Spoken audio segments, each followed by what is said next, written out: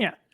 I think it's fair to say you're a critic of populism and much of what populism A does. friendly critic, I would like to say, if a critic at all. Yeah. But yes, yeah. Well, I mean, populism of sort of a left and right variety basically goes back to the dawn of America. It's a long-standing, kind of authentic part of our national culture and politics. How do you think about populism? I think about it a lot. And I wouldn't say that I'm a critic of it. I agree with you. I think it's actually built into our structure of government. It's the very fact of our constitutional structure that creates space where you can have these kind of populist upswells.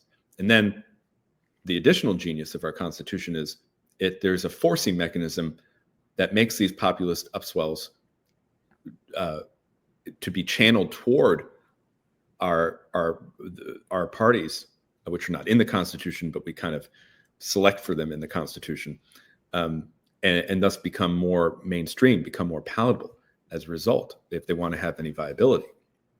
So I think there's great upsides and downsides to populism. What are the upsides? Well, I do think that populists can more readily identify the issues and the flaws in public policy than the people in charge of public policy. And I think just in our current moment, I'll mention two examples. The first time many people heard in Washington that there was this opioid crisis ravaging America were when Republican candidates began going out on the trail in 2015.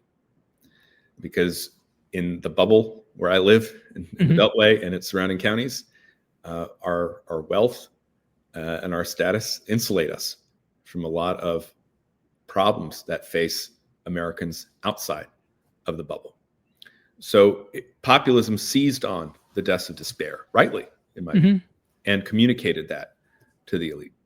I would also say foreign policy is another example. In Washington, we do talk about foreign policy in very abstract ways, but it's the frontline soldiers who have the skin in the game and their families. And so I do think that there is a disconnect during the Iraq War, in particular, when the Iraq War turned really bad after the mosque bombing in 2006. And then, of course, the surge, which I am a supporter of, the surge in Iraq, but it also was very costly. I do think there was a disconnect between what was affecting our soldiers and their families and then what the politicians were saying in DC and what their experts were telling them. And then finally, immigration.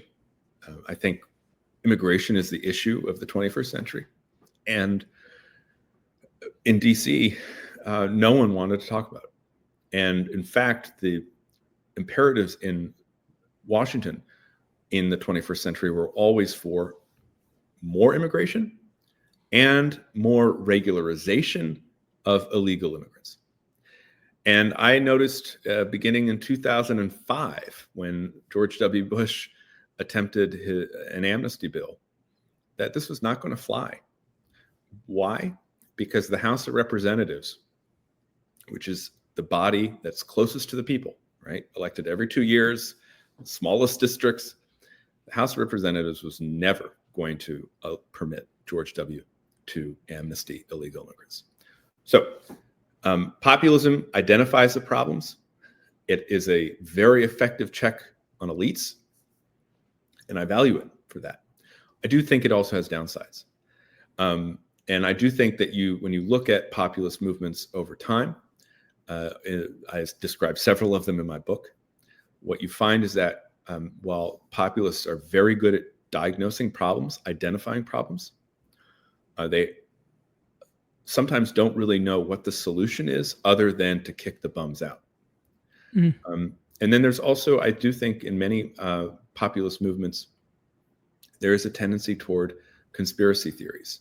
And I'm very leery of conspiracy theories. I don't think they do any good for anybody.